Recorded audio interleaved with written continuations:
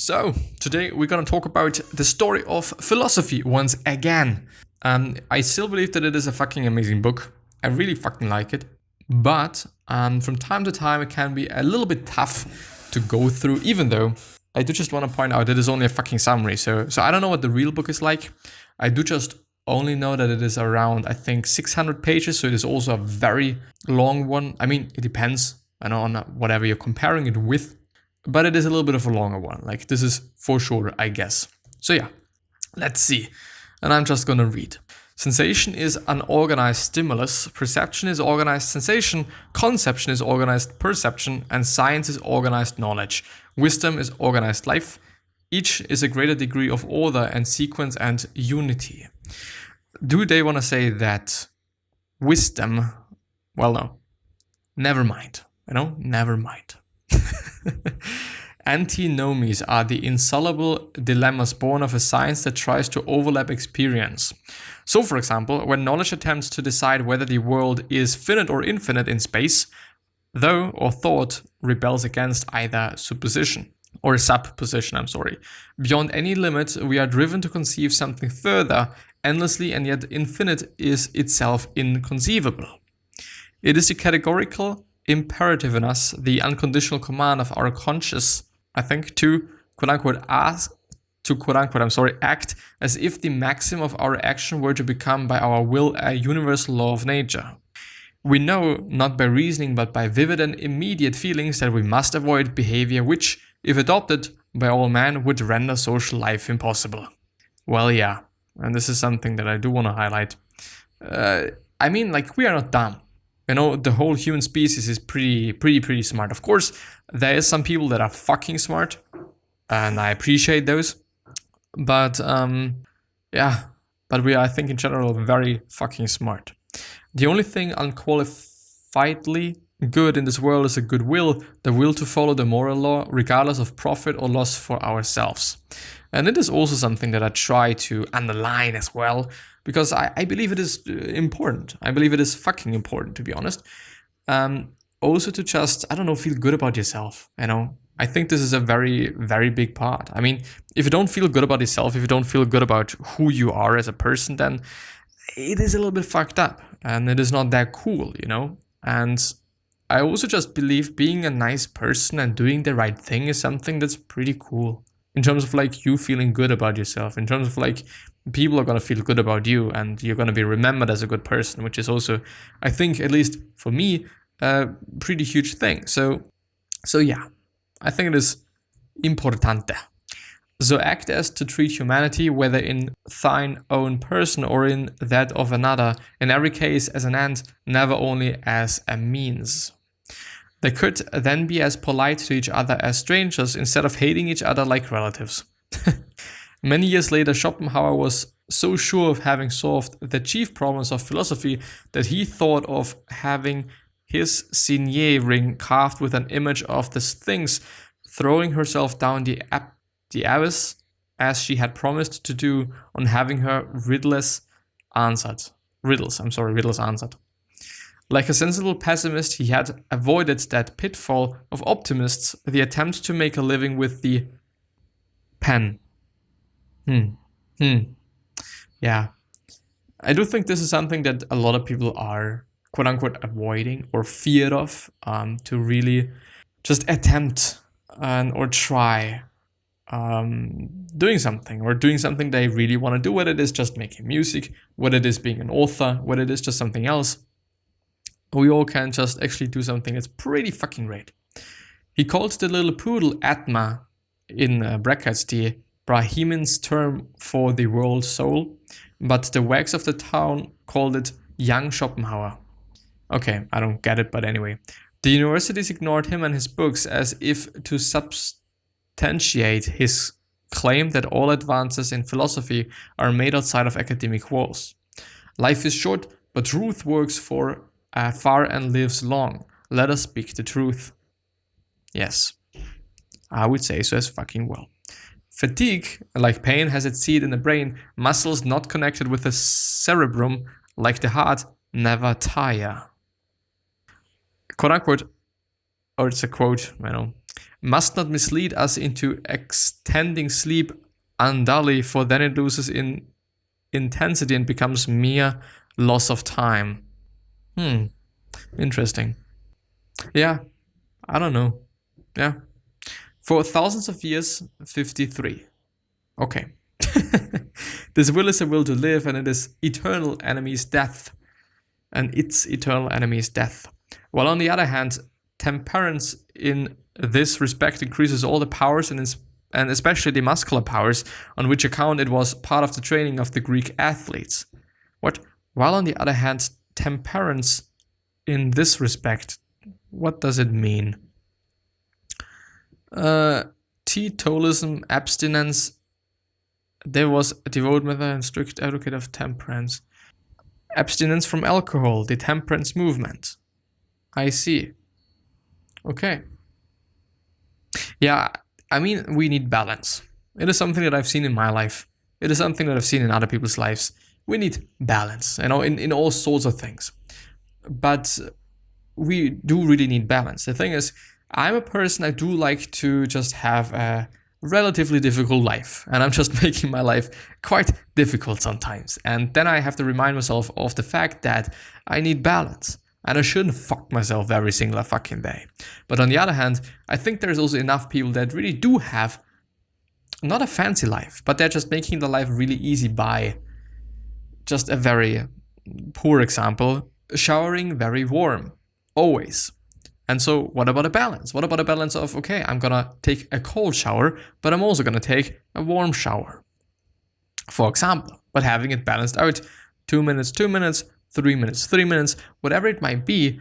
I think it goes into both directions. I think it goes into both directions in terms of, for some people that are really having a quote unquote hard life, and for some people that are really having a quote unquote easy life, in that sense. To have read Herodotus is, from a philosophical point of view, to have studied enough history. Interesting. In general, the wise in all ages have always said the same things, and the fools who at all times form the immense majority have in their own way to acted alike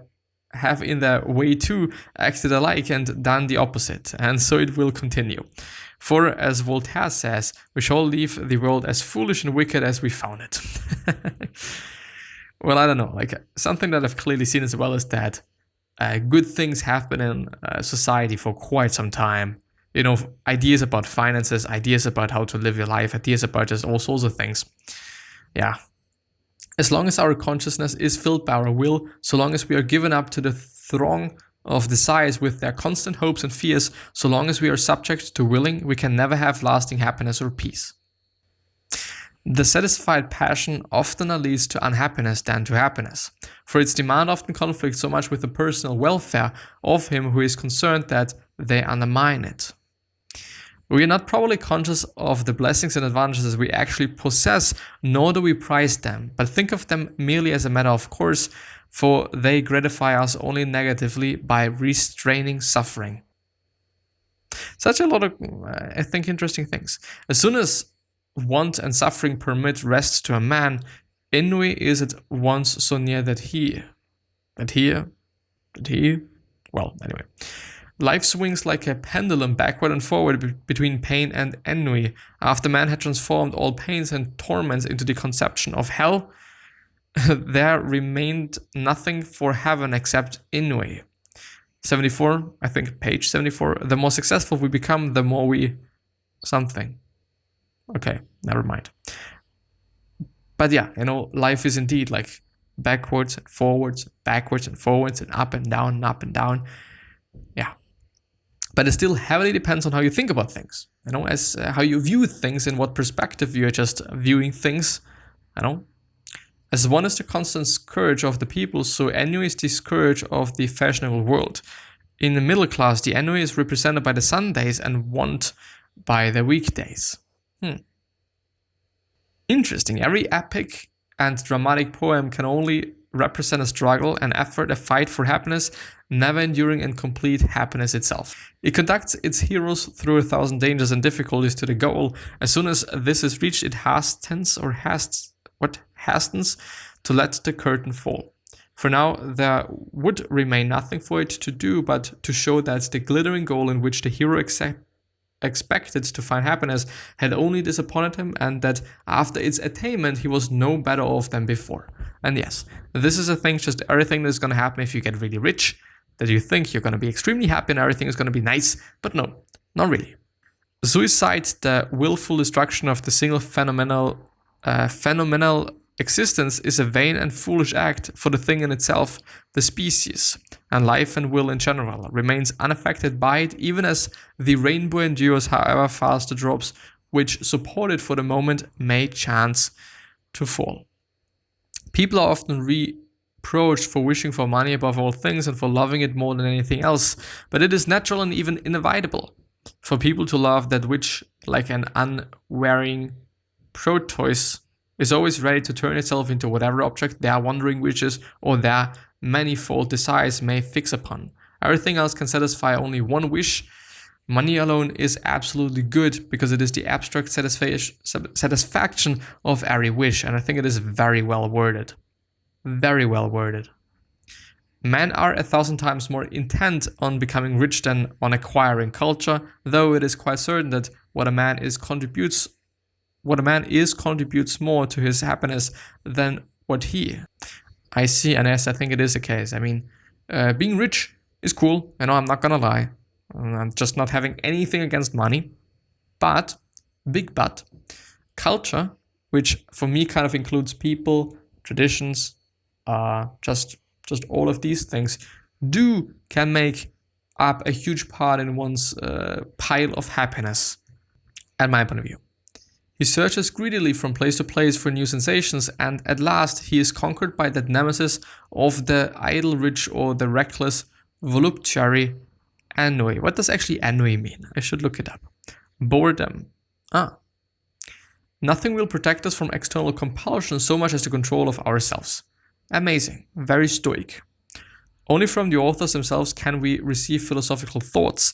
Therefore, whoever feels himself drawn to philosophy must seek out its immortal teachers in the still sanctuary of their own works. Other people's heads are a wretched place to be the home of a man's true happiness. Also very well worded. I gotta have to say that. How long is it actually? We might be able to finish it up today. When some external cause or inward disposition lifts us suddenly out of the endless stream of willing and delivers knowledge out of the slavery of the will, the attention is no longer directed to the motives of willing, but comprehends things free from their relation to the will, and thus observes them without personal interest. Without subjectivity, purely objectively, gives itself entirely up to them so far as they are ideas, but not in so far as they are motives. Then all at once the peace which we were always seeking, but which always fled from us on the former path of the desires, comes to us if its own accord, and it is well with. Okay. The genius consists in this, that the knowing faculty has received a considerably greater development than the service of the will demands. I don't know if this is kind of the definition of a genius, that somebody that is really knowledgeable and everything that has something to do with will, which for me seems to be a little bit animalic, if you know what I mean. Animal-like, then I don't know. I wouldn't necessarily say so. I think there's still enough geniuses that do really also care, quote unquote, about their wills, their deep animal-like wills. Yeah. Philosophy was not something different from science. It was the coordination of all the sciences with a view to the improvement of human life. At least I think this is what philosophers would like to say. I don't know if this is kind of just reality, but yeah. In the individual too, integration will give way to disruption, and that coordination, which is life, will pass into the diffuse disorder, which is death. The highest truth he sees, he will fearlessly utter, knowing that, let what may come of it, he is thus playing his right part in the world, knowing that if he can effect the change he aims at, well, if not, well also, though not so well. Well, yeah, indeed. I mean, you can try. And if it is not working out, then, well, it is what it is. It's not so well, of course, but it is what it is. You can still try something else, unless it is something that's about, just dying and not dying, then yeah. Life is the continuous adjustment of internal relations to external relations. Yes. Expectations, and so on and so forth. There is a story of a Frenchman who, having been 3 weeks here, proposed to write a book on England, who after 3 months found that he was not quite ready, and who, after 3 years, concluded that he knew nothing about it. Man prepared themselves with lifelong study before becoming authorities in physics or chemistry or biology. But in the field of social and political affairs, every grocer's boy is an expert, knows the solution, demands to be heard. And the whole thing demands to be heard.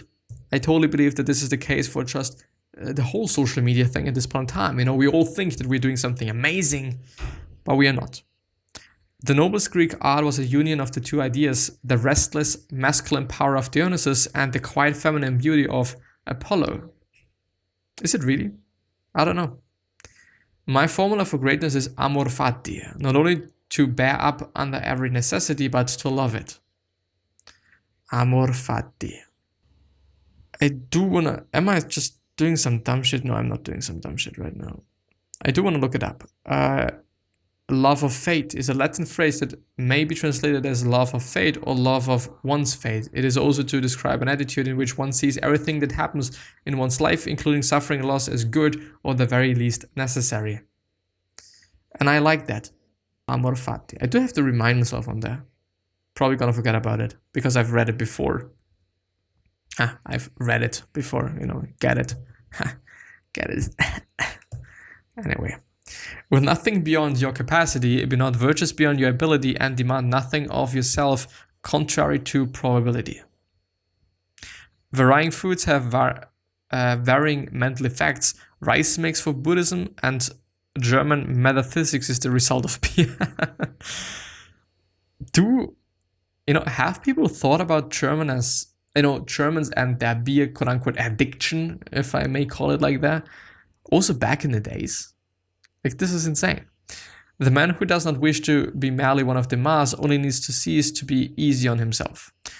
Man has come to control all other forms of life because he has taken more time in which to grow up.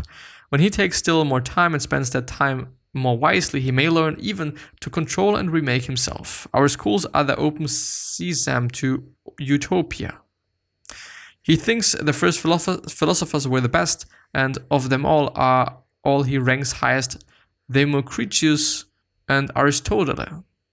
Or is it not much rather an automatic inward machinery that executes the marvelous work, while the mind catches here and there some glimpse of the operation, now with delight and adhesion, now with impotent rebellion? ? He dislikes the ideal of equality and argues with Plato that the equality of unequals is inequality. We could really argue about that.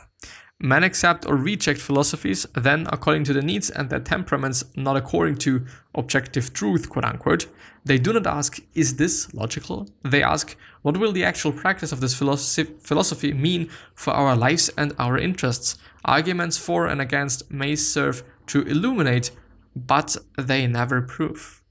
They are merely tangent to curves of history. Dewey added that even the science should not be book learning, but should come to the pupil from the actual practice of useful occupations. And I totally believe in that. And I totally believe in this as being true at this point in time as well. So does studying something theoretically make you good at it practically? Fucking no. Is practicing something practically gonna make you at least somehow good theoretically? Yeah, because you've done it and you've seen things, and you've probably also seen some things you will never ever think about if you just study something or think about something or just, do something theoretically. My opinion. Real education comes after we leave school, and there is no reason why it should stop before our death. Even though it does for quite a lot of people that do not do something new, that do not learn new things, I guess, which is a little bit of a pity. But I think it is also a little bit of an overdone thing. Like, you gotta have to learn every day and we just never stop to learn things. Yeah, we do. We always learn things, no matter what. But we can really just put in the effort and learn something consciously, what it is programming, what it is, I don't know, drawing, what it is something else. We can really put in the work and the effort to just do something about that. But yeah, I think I'm gonna end the episode there. It's been a really interesting and great article. Please check out the notes. So everything that I've highlighted in this summary is gonna be in the PDF, and you can download it for free, and you can maybe use it as a little bit of a cheat sheet, maybe, I don't know. But anyway, I'm hopefully going to see you the next time, and therefore wish you the best wealth, health, happiness, and also success, and also hope that you're going to remind yourself and you're going to be remembered, which basically means your legacy, and basically means just being a nice person, and then also being remembered as a nice person, which is a pretty fucking cool thing. But yeah, 3 other questions that I have you are: why are you here? What are you trying to change? And what is bothering you the most? These 3 questions are hopefully going to show you your purpose and maybe even a business idea. Which is a pretty cool thing. Yeah. Another question that I'm having for you is, what could you particularly say that is really going to change somebody's life?